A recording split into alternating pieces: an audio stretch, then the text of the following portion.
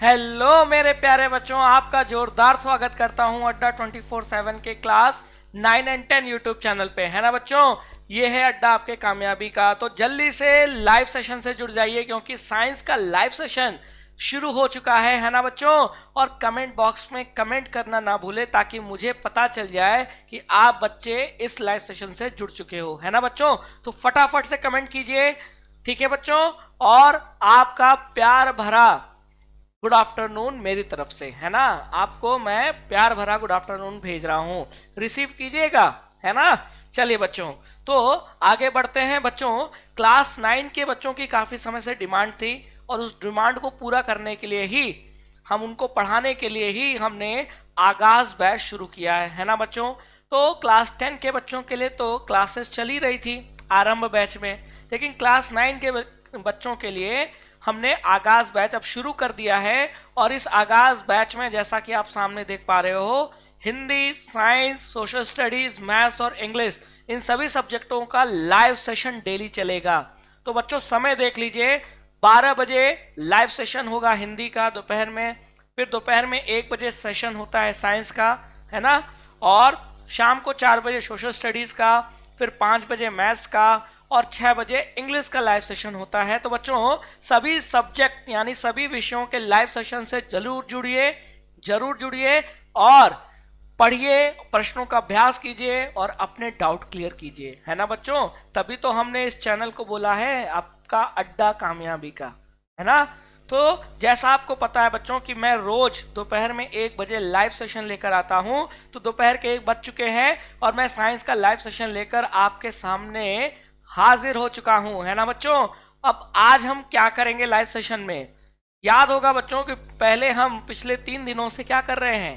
पिछले 3 दिनों से क्लास 9 का एनसीईआरटी का जो पहला अध्याय है उसको पढ़ रहे थे, है ना। उसको 3 भागों में पढ़ा और पहला अध्याय हमने पूरा पढ़ लिया है। तो आज के सेशन में पहले अध्याय से जुड़े प्रश्नों का हम क्या करने वाले हैं, अभ्यास, जिसमें मैंने अधिकतर प्रश्न आपको एनसीईआरटी से पूछे हैं ताकि आपका जो पहला अध्याय है वो मुकम्मल तैयार हो जाए और उसकी पूरी रिवीजन हो जाए, है ना बच्चों। तो आज का जो डिस्कशन है, आज का जो टॉपिक है वो है पहले अध्याय से जुड़े प्रश्नों का क्या करना, अभ्यास करना। अभ्यास यानी एक्सरसाइज, जिसमें कुछ प्रश्न मैंने विकल्पों के साथ दिए हैं और कुछ प्रश्नों में विकल्प नहीं है, ठीक है। तो बच्चों दोनों प्रकार के प्रश्न आपको देखने को मिलेंगे। तो प्रश्न को पढ़िए और उत्तर जल्दी से कमेंट बॉक्स में दीजिएगा, है ना। आपके उत्तर का इंतजार रहेगा और देरी मत कीजिएगा, सोच समझ के फटाफट उत्तर दीजिएगा। तो शुरू करें अभ्यास, देरी किस बात की। चलिए, तो बच्चों पहली बात ये ध्यान रख लीजिए कि इस आरंभ बैच जो क्लास 10 के लिए शुरू हुआ था और क्लास 9 के लिए हमने क्या शुरू किया, आगाज बैच। इन दोनों बैचों से जुड़ना जरूरी है ना। तो जुड़ेंगे तो फायदे में रहेंगे, है ना। तो क्लास 9 के बच्चों को आगाज बैच मुंह पे रटा होना चाहिए, पढ़ेंगे तो कहाँ, आगाज बैच में, है ना। और जो नए बच्चे हैं जो इस समय इस सेशन को देख रहे हैं, बच्चों अगर चैनल को सब्सक्राइब नहीं किया है तो अड्डा 24/7 क्लास 9 एंड 10 यूट्यूब चैनल को सब्सक्राइब जरूर कर दीजिए और बेल आइकन जरूर प्रेस कीजिए, है ना। और इस सेशन को लाइक तो आपने कर ही दिया होगा, नहीं किया है तो फटाफट लाइक कर दीजिए, है ना। आपका प्यार ही तो हमको मोटिवेट करता है आपको पढ़ाने के लिए, ठीक है। तो चले बच्चों, आप तैयार हो तो एक बार जोरदार कमेंट कर दीजिए, yes sir we are ready for the exercise, यानी अभ्यास के लिए आप तैयार हो। चलिए, बहुत बढ़िया। बच्चों का ये देखिए कमेंट भी आ रहा है कि बच्चे लिख रहे हैं yes sir I am ready. तो जब बच्चे रेडी हैं तो फिर देरी किस बात की। मैं राघवेंद्र सिंह अभ्यास शुरू करता हूं और इस अभ्यास का पहला प्रश्न ये रहा आपके सामने।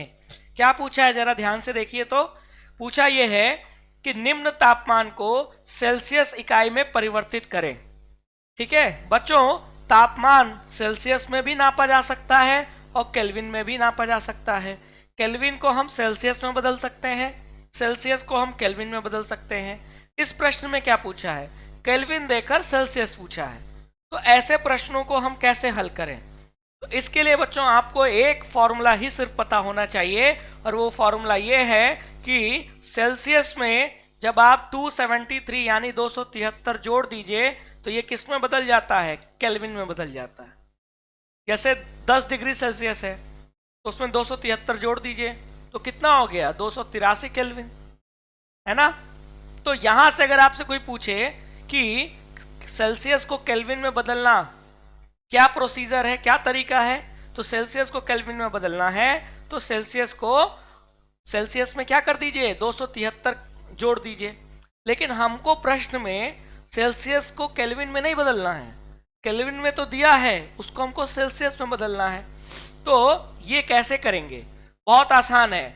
हमको सेल्सियस में पूछा है तो इस 273 को दाईं तरफ ले जाइए तो ये क्या हो जाएगा केल्विन माइनस 273, यानी आपको जितना केल्विन दिया है उसमें से 273 घटा दीजिए, तो जो बच गया वो डिग्री सेल्सियस होगा। तो अब हमको केल्विन में कितना दिया है 300 केल्विन, तो यहाँ रख दीजिए 300 केल्विन और 273 को घटा दीजिए 300 में से, तो ये कितना आया बताइए। तो ये 27 केल्विन आया, तो 27 केल्विन नहीं 27 डिग्री सेल्सियस आया कि नहीं, क्योंकि हम तो डिग्री सेल्सियस निकाल रहे हैं ना। तो यही तो हमारा उत्तर है। इसका मतलब कि 300 केल्विन कितने डिग्री सेल्सियस के बराबर है, 27 डिग्री सेल्सियस के बराबर है। आसान है कि नहीं, बहुत आसान है। अब आपसे मैं पूछूं कि बताओ 373 केल्विन को डिग्री सेल्सियस में बदलो, तो क्या करना है। 373 केल्विन को डिग्री सेल्सियस में बदलना है तो केल्विन में से 273 घटा दो, तो ये 373 में से 273 घटाया तो कितना आया 001, यानी कि 100 डिग्री सेल्सियस। तो 373 केल्विन मतलब 100 डिग्री सेल्सियस, है कि नहीं आसान। ये 100 डिग्री सेल्सियस है, भूलिएगा नहीं। 1000 लग रहा है लेकिन 1000 नहीं है, 100 है। समझ में आया कि नहीं आया। ये प्रश्न एनसीईआरटी में पहले अध्याय में दिया हुआ है। तो ये प्रश्न कई बच्चों को मुश्किल लगता है क्योंकि उनको सूत्र नहीं पता है, फॉर्मूला नहीं पता है ना। तो फॉर्मूला मैंने बता दिया, बस आपको ये फॉर्मूला याद रखना है, सिर्फ एक फॉर्मूला, एक सभी मर्जों की एक दवा, सभी बीमारियों की एक दवा। यानी ऐसे तमाम प्रश्नों के लिए सिर्फ एक फॉर्मूला याद रखो, सभी फॉर्मूले प्रश्न आपको हल कर लोगे, है ना। तो एक मैंने जड़ी बूटी आपको दे दी कि नहीं, बस यही ये ध्यान रखनो, है ना। ध्यान रख लो, भला हो जाएगा, है ना मेरे प्यारे बच्चों। तो अब अगले प्रश्न की ओर बढ़े। समझ में आया कि नहीं आया। जी हाँ, अगर डिग्री सेल्सियस को केल्विन में बदलना है तो डिग्री सेल्सियस में 273 जोड़ दो, केल्विन आ जाएगा। और केल्विन को डिग्री सेल्सियस में बदलना है तो केल्विन में से 273 घटा दो तो डिग्री सेल्सियस आ जाएगा। तो हमको केल्विन देकर सेल्सियस पूछा था, तो हमने केल्विन में से 300 में से 273 घटा दिया और हमारा उत्तर आ गया कितना 27 डिग्री सेल्सियस, है ना बच्चों। धमाकेदार रहा ना पहला प्रश्न। चलिए एक धमाका और करते हैं और मैं दूसरा प्रश्न आपके सामने लाता हूं। प्रश्न को पढ़िए और उत्तर कमेंट बॉक्स में जरूर दीजिए, ठीक है बच्चों। क्या पूछा है, निम्न तापमान को सेल्सियस इकाई में परिवर्तित करें। और तापमान दिया किसमें है, केल्विन में। कितना 573 केल्विन। तो मतलब 573 केल्विन सेल्सियस में कितना होगा। तो केल्विन को सेल्सियस में बदलने का क्या तरीका बताया है, जरा अभी बताइए। मैंने अभी बताया ना कि केल्विन को सेल्सियस में बदलना है तो केल्विन में से 273 घटा दीजिए। तो कितना केल्विन दिया है 573 केल्विन।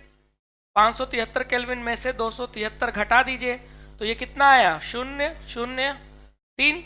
तो ये किस में आ गया बताइए, डिग्री सेल्सियस में आया। इसका मतलब कि 573 केल्विन मतलब 300 डिग्री सेल्सियस होता है, 300 डिग्री सेल्सियस होता है। 300, 3000 नहीं है वो, ठीक है। ये ऊपर लगा है शून्य, ये जो छोटा सा जीरो है ये ऊपर दिख रहा है ना। चलिए इसको हटा के यहाँ लगा देता हूँ। समझ में आया। तो ये रहा इस दूसरे प्रश्न का उत्तर।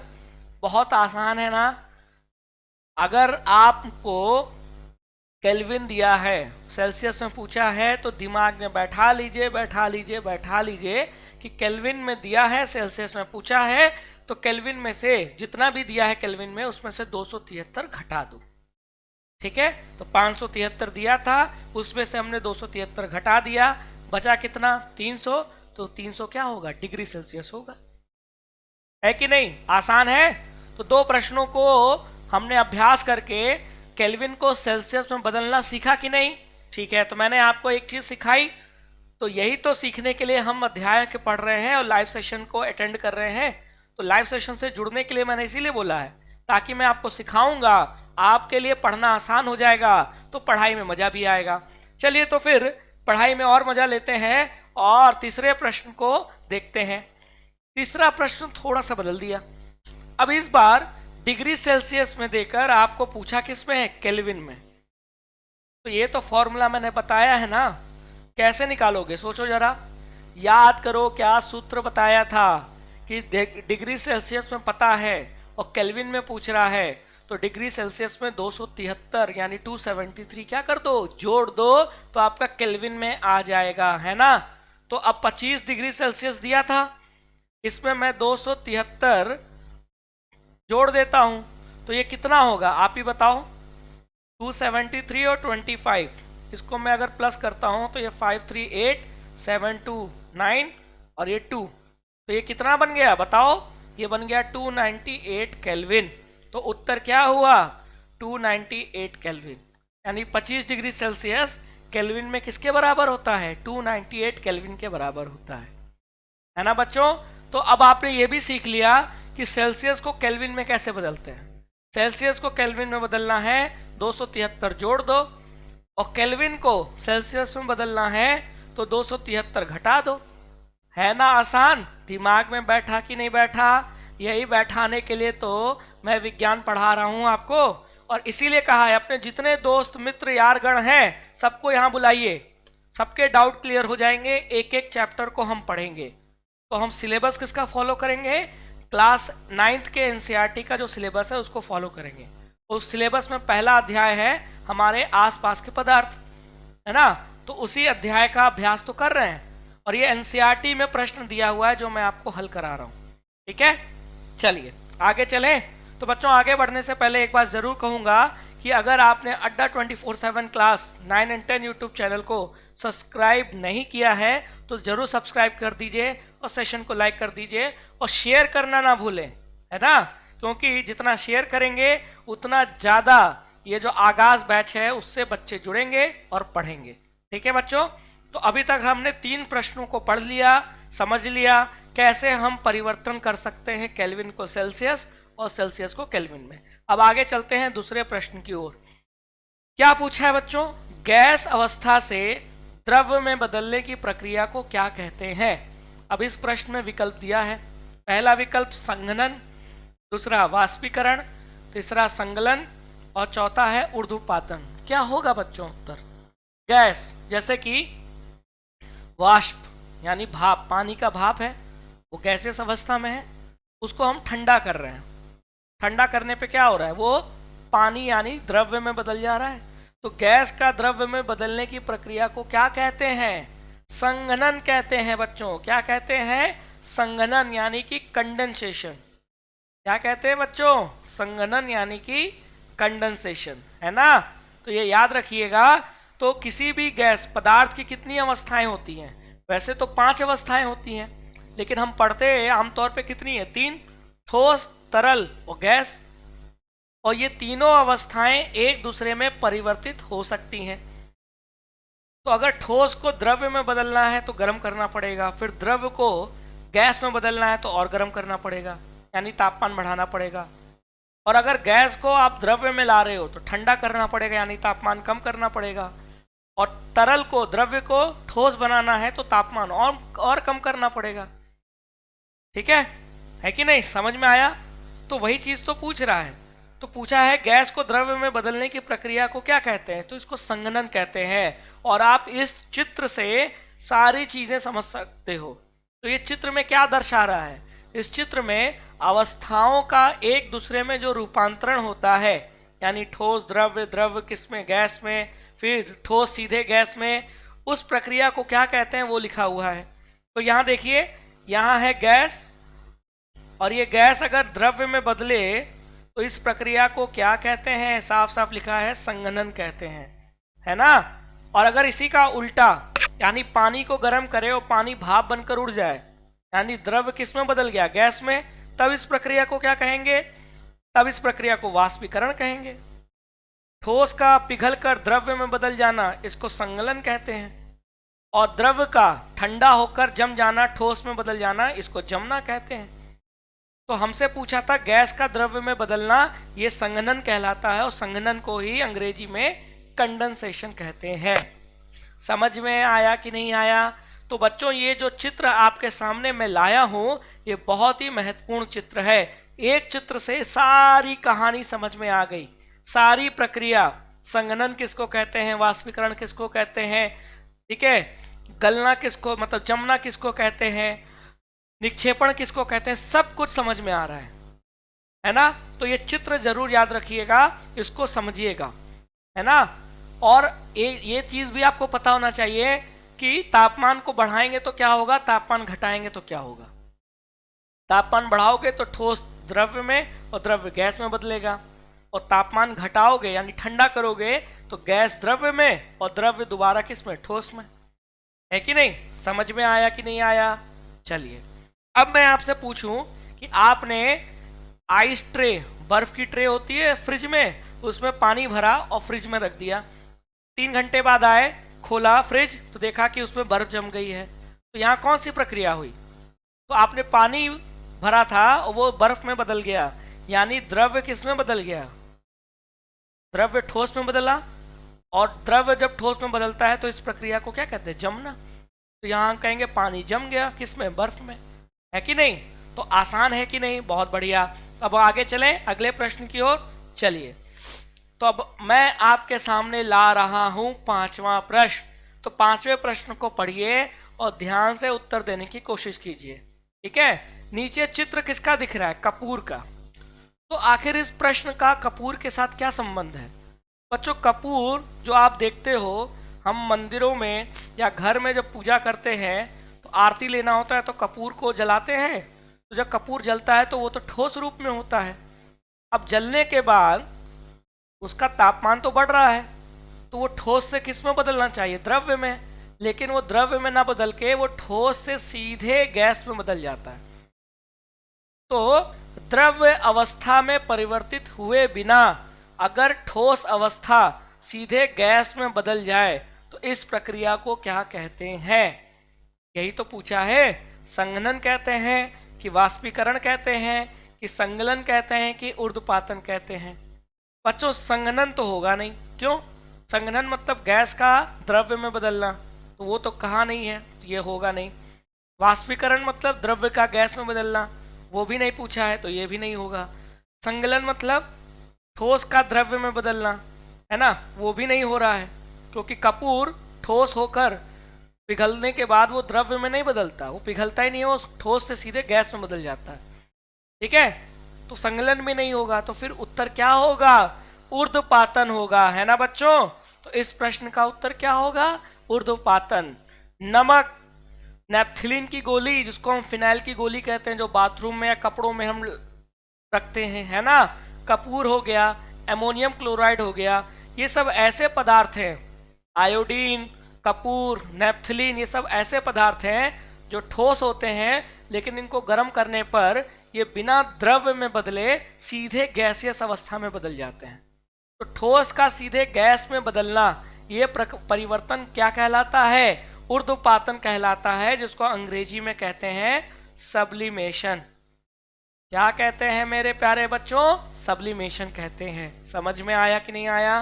तो इसका मतलब कपूर में आपको क्या देखने को मिलेगा, ऊर्ध्वपातन प्रक्रिया देखने को मिलेगी, ठीक है। तो ये रहा 5वें प्रश्न का उत्तर। आगे चले, चलिए अब देखो बच्चों छठा प्रश्न क्या पूछा है।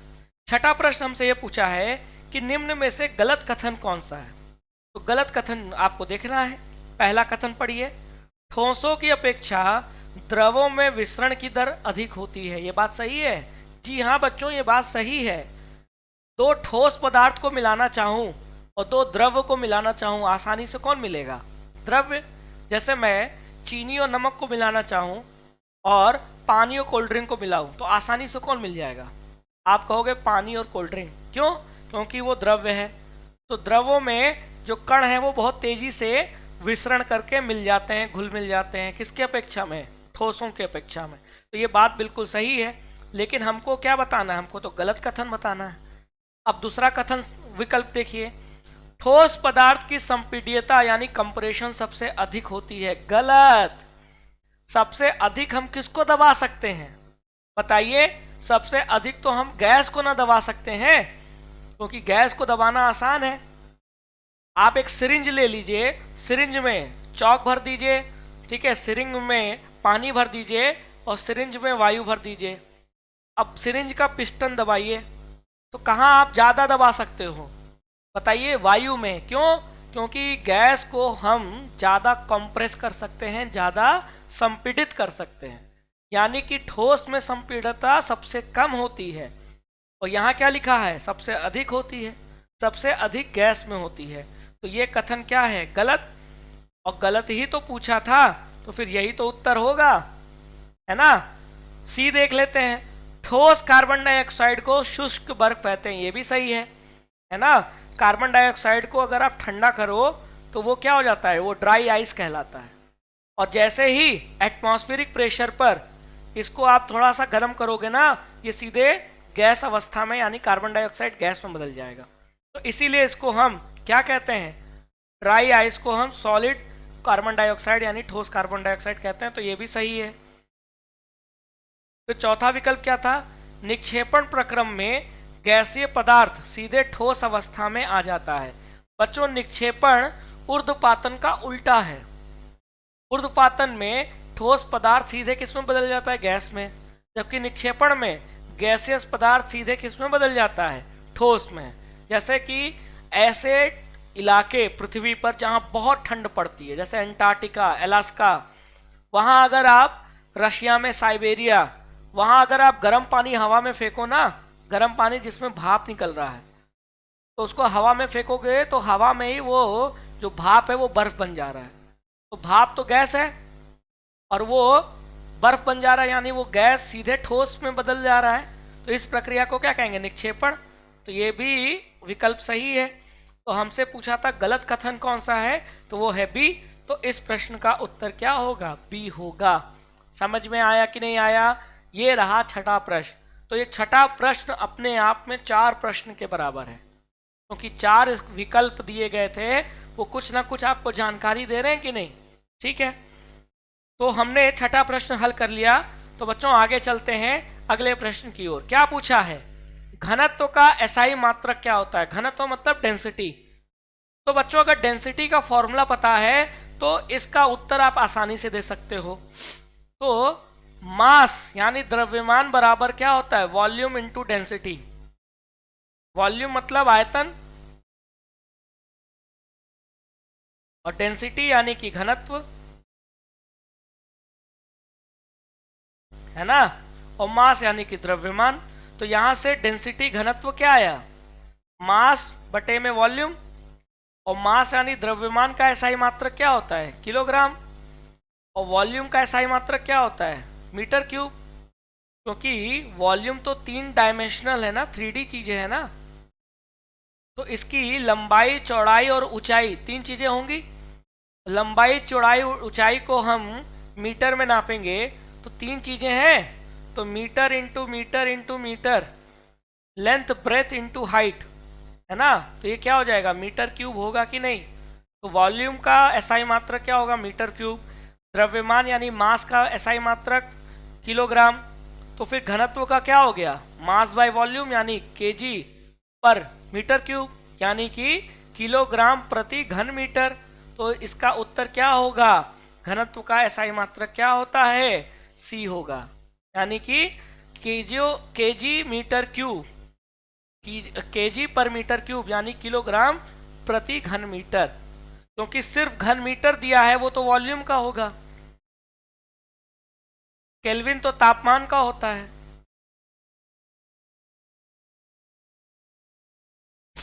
इसका होता है तापमान का होता है ना? और न्यूटन प्रति घन मीटर तो ये हो गया force by volume. Force by volume तो कुछ होता नहीं है ना? तो ये सही उत्तर होगा। तो फॉर्मूला पता है, फॉर्मूला कौन सा पता होना चाहिए? मास बराबर वॉल्यूम इनटू डेंसिटी, यानी द्रव्यमान बराबर क्या होता है? आयतन गुणे में घनत्व। ठीक है, तो यहां से हमने घनत्व का फॉर्मूला निकाल लिया, द्रव्यमान बटे में आयतन। तो द्रव्यमान का मात्रक एसआई में रख दिया केजी, और आयतन का एसआई मात्रक रख दिया मीटर क्यूब, तो आ गया केजी पर मीटर क्यूब। है ना आसान उत्तर। चलिए, तो हमने 7वां प्रश्न भी हल कर लिया है।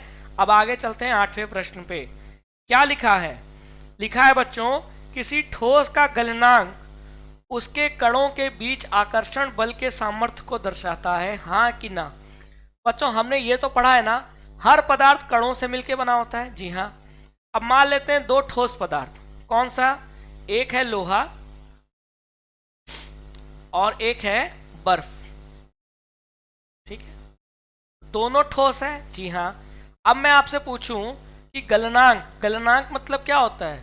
वो न्यूनतम तापमान जिसपे ठोस अवस्था, पदार्थ जो ठोस अवस्था में है वो गलकर द्रव्य में बदल जाए। यानी कि लोहा का गलनांक क्या होगा? लोहा का गलनांक वो तापमान होगा जिसपे लोहा पिघल जाए, और बर्फ का गलनांक वो होगा जिसपे बर्फ पिघल जाए। अब आप ही बताओ, क्या लोहा और बर्फ दोनों का गलनांक यानी मेल्टिंग पॉइंट एक ही होगा? जी नहीं। किसका अधिक होगा? लोहा का। तो लोहा का गलनांक अधिक है और बर्फ का गलनांक कम है। ये क्या बता रहा है? ये बता रहा है कि लोहा में जो कण है उनके बीच जो आकर्षण है वो ज्यादा है, तो उस आकर्षण से पार पाने के लिए हमको अधिक ऊष्मा देनी पड़ रही है, और अधिक ऊष्मा के कारण तापमान क्या है? बहुत ज्यादा। तो बहुत ज्यादा तापमान पे जाके लोहा पिघल रहा है। इसका मतलब साफ साफ समझ में आ गया कि अगर किसी ठोस का गलनांक अधिक होगा तो ये क्या बता रहा है? उनके कणों के बीच आकर्षण बल को दिखा रहा है ना? तो इसका उत्तर क्या होगा? हाँ होगा। ये कथन बिल्कुल सही है। जितना ज्यादा कणों के बीच आकर्षण होगा उतना ज्यादा उस आकर्षण को खत्म करने के लिए, उससे पार पाने के लिए हमको क्या करना पड़ेगा? अधिक तापमान बढ़ाना पड़ेगा, और अधिक तापमान मतलब अधिक गलनांक। है ना? समझ में आया? तो ये रहा 8वें प्रश्न का उत्तर।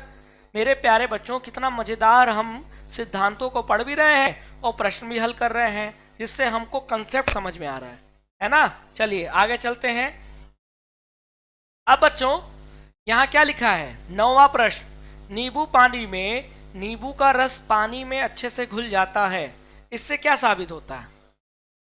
तो बच्चों नींबू का जो रस है वो भी द्रव और पानी भी द्रव है, और ये दोनों अच्छे से घुल जाता है।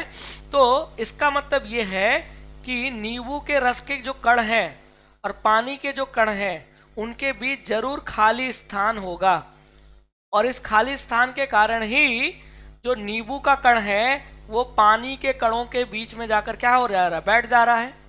और जब वो बैठ जा रहा है तो इसका मतलब नींबू का रस आसानी से घुल जा रहा है।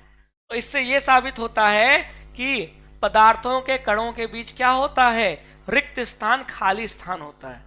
और जब एक पदार्थ का कण दूसरे पदार्थ के कण के रिक्त स्थान पर जाकर बैठ जाए तब एक पदार्थ दूसरे पदार्थ में अच्छे से क्या होता है? घुल जाता है। जैसे पानी में चीनी नमक क्यों घुल जा रहा है? क्योंकि चीनी और नमक के जो कण हैं वो पानी के कणों के बीच में जो रिक्त स्थान है वहां जाकर बैठ जाते हैं, स्थापित हो जाते हैं। ठीक है, इसका मतलब जरूर कणों के बीच में क्या होती होगी? खाली जगह। तो यही तो साबित हो रहा है ना बच्चों? तो ये पदार्थ के कणों का एक गुण होता है कि कणों के बीच में रिक्त स्थान होता है, और इसी रिक्त स्थान पर आकर कोई दूसरा पदार्थ का कण क्या हो सकता है? बैठ सकता है। और अगर ऐसा होगा तो एक पदार्थ दूसरे पदार्थ में क्या हो जाएगा? मिल जाएगा आसानी से। है ना? तो वही तो हो रहा है, नींबू का रस पानी में अच्छे से घुल जाता है। समझ में आया कि नहीं आया? तो ये रहा 9वें प्रश्न का उत्तर। है ना बच्चों?